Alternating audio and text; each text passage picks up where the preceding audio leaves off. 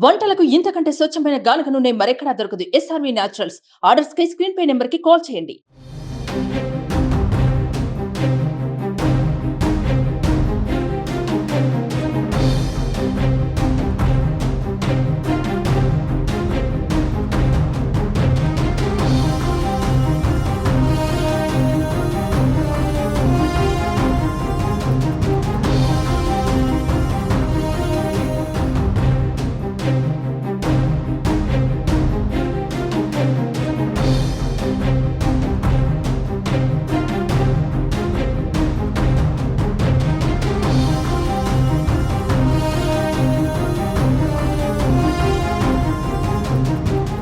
ఏపీలో ఎన్నికల పోలింగ్ సందర్భంగా పలుచోట్ల ఘర్షణలు జరిగాయి. ఈ క్రమంలో తాడిపత్రిలో జరిగిన ఘర్షణలతో జేసీ ప్రభాకర్ రెడ్డి తీవ్ర అస్వస్థతకు గురయ్యారు.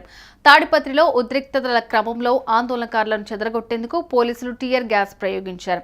ఆ గ్యాస్ ఎఫెక్ట్తో ఆయన లంగ్స్ ఇన్ఫెక్షన్కు గురయ్యారు. వెంటనే కుటుంబ సభ్యులు మెరుగైన చికిత్స కోసం హైదరాబాద్కు తరలించారు. ప్రస్తుతం ఆయన ఆక్సిజన్ మాస్క్తో ఆసుపత్రిలో చికిత్స పొందుతున్నారు.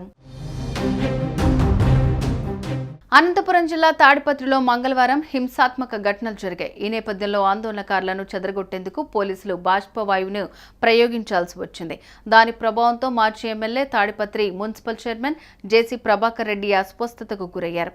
ఊపిరితిత్తుల్లో ఇన్ఫెక్షన్ కారణంగా జేసీ ప్రభాకర్ రెడ్డి హైదరాబాద్లోని ఓ ప్రైవేటు ఆసుపత్రిలో చికిత్స పొందుతున్నారని ఆయన కుమారుడు జేసీ అస్మిత్ రెడ్డి తెలిపారు.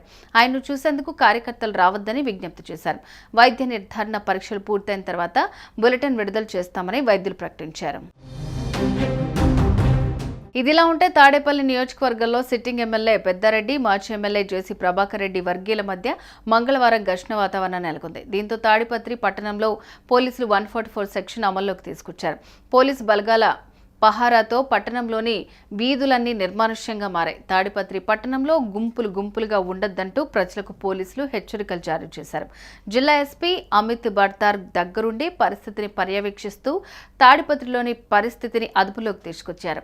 రాత్రి సమయంలో సిట్టింగ్ ఎమ్మెల్యే పెద్దారెడ్డి, అతని కుమారుడిని, అదేవిధంగా మాజీ ఎమ్మెల్యే జేసీ ప్రభాకర్ రెడ్డిని, అతని కుమారుడిని పోలీసులు ఇతర ప్రాంతాలకు తరలించారు. రాళ్లు రువ్వడానికి సిద్ధంగా ఏర్పాట్లు చేసుకున్న రాళ్లను అనంతపురం ఆర్టీఓ వెంకటేశులు ఆధ్వర్యంలో మున్సిపల్ కార్మికులు తొలగించారు. సుమన్ టీవీలో మీ పర్సనల్ అండ్ బిజినెస్ ప్రమోషన్స్ కోసం కింది నెంబర్కి కాంటాక్ట్ చేయండి.